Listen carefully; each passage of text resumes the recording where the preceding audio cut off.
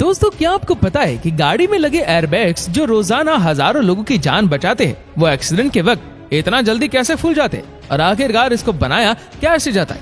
और क्या आपको पता है 9 mm बुलेट इतनी पावरफुल होती है कि वो स्टील की मोटी प्लेट में भी आर पार हॉल कर देती है। तो आखिर वो बुलेट प्रूफ ग्लास में हॉल क्यों नहीं कर पाती?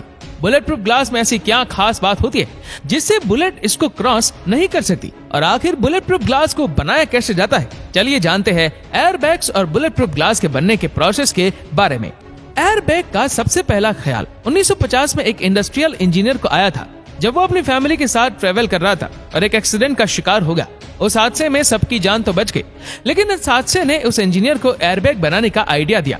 2 सालों के बाद उसने एक ऐसा एयरबैग बनाया जिसमें कंप्रेस्ड एयर के सिलेंडर की मदद से हवा भरती थी।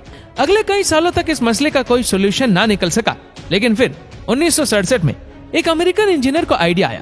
क्रैश होने से लेकर एयरबैग के फूलने तक हैरत अंगेज तौर पे सिर्फ 20 मिलीसेकंड का टाइम लगता है। यानी जितना टाइम पलक झपकने में लगता है, उतने टाइम में एयरबैग 5 बार फूल सकता है।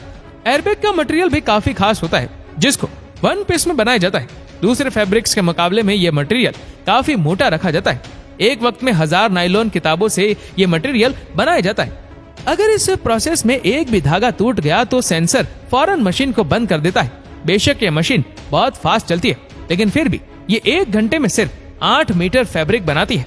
एक तरफ फैब्रिक बनता रहता है और दूसरे एंड पर ये वाइंड भी होता रहता है। ये प्रोसेस कंप्लीट होने के बाद फैब्रिक को धोया जाता है।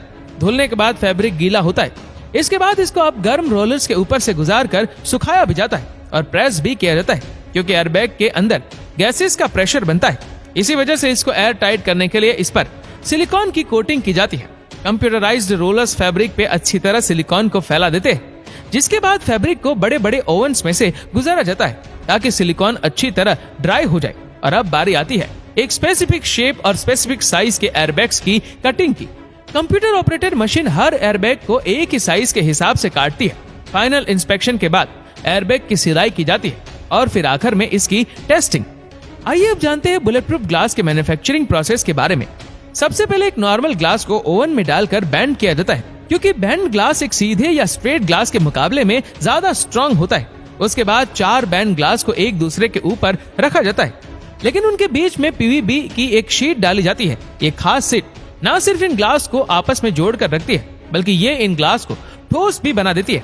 4 बैंड ग्लास और 3 पीवीबी शीट्स को इन साइडों से टैप करके इसके ऊपर प्लास्टिक शीट चढ़ाई जाती है, जिसको अच्छी तरह एयर टाइट कर दिया जाता है। अब बारी आती है इसमें से हवा निकालने की। एक वैक्यूम पंप की मदद से इस प्लास्टिक गैप के अंदर से सारी हवा निकाल दी जाती है और फिर इसको एक बड़े कंटेनर में डाल दिया जाता है। इस कंटेनर में हवा का दबाव हमारे एटमॉस्फेयर से 10 गुना ज्यादा होता है और इसका टेम्परेचर 278 डिग्री सेल्सियस रखा जाता है। ये गर्माइश और प्रेशर पीवीबी और ग्लास को एक दूसरे के साथ फ्यूज कर देता है। जो पहले 4 ग्लास और 3 पीवीबी शीट्स थी, वो अब सब फ्यूज होकर एक यूनिट बन जाती है और अब ये single sheet bullet proof glass कहलाती है।